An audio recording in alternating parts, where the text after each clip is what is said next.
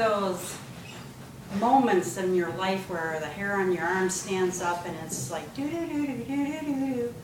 Turns out this young man over here, I met him when I used to do my DV talks in Harbor Creek School. And then I also had met his mother. His mother was the subject matter for a poem I did at the 100,000 Poets for Change. So because this is October and because of running into Jason tonight, I'm going to do two that I did at 100,000 Poets for Change. I hope you will forgive me. October is National Domestic Violence Month. Not that you're supposed to wait and send her to her fate only in October, but in October, those lives, sane and safe, solitudinal lives, those who actually love their wives, well, they are supposed to think, give a thought to those women who lost lives, nearly perfect wives trying to survive, or girlfriends trying to fend off blows, not from foes, but from loved ones carrying guns and knives, ending young, sweet lives. He will say with dismay, if I can't have you, no one can. But man, no one owns another, especially not your baby's mother.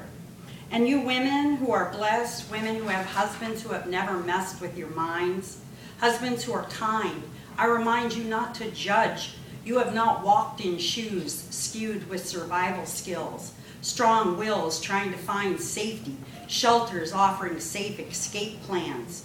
The demands that come from hiding from crazed minds, strong women who live with scars or scares from the one they cared about most, who now plays host to their deepest fears.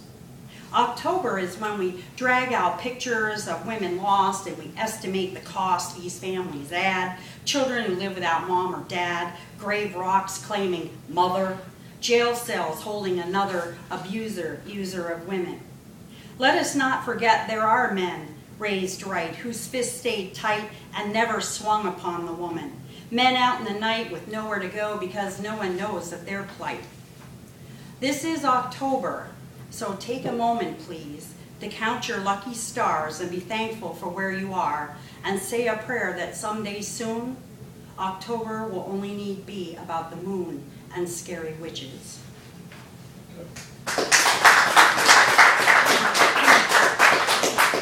And this is for your mom.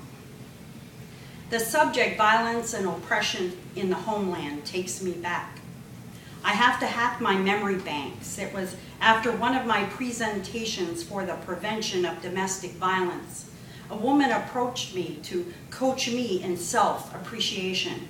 My disclosure, she said, got into her head, and she felt compelled to share.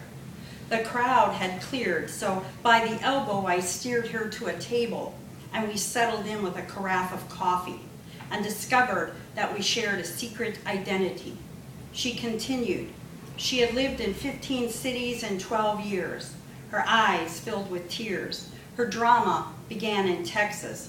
She married at 17, and her first son already had a womb with a view. Things escalated while carrying her second son. She and her husband called a minuscule camper home. The marital dowry had been 5 acres, the camper, and one foul-mouthed drunken man. By year 4, he would set her up on the back of the sofa, and she would plead and beg while he loaded and aimed. At least 6 separate times he had traced her silhouette with lead-laden bullets. And when she snuck to the sheriff's office to get a complaint registered, his response almost made her faint. Why, you belong to him, ain't no business of mine. Happy husband improved and was getting closer each time, and the epiphany was fine. Her child's school was selling candy bars, and she walked with him to every home till the box was empty. Then she knew where to go. With a 5-year-old and a baby on her hip, she walked 6 miles and paid for the bus trip with candy bar money and no real plan. 15 cities in 12 years, close to 1 million tears.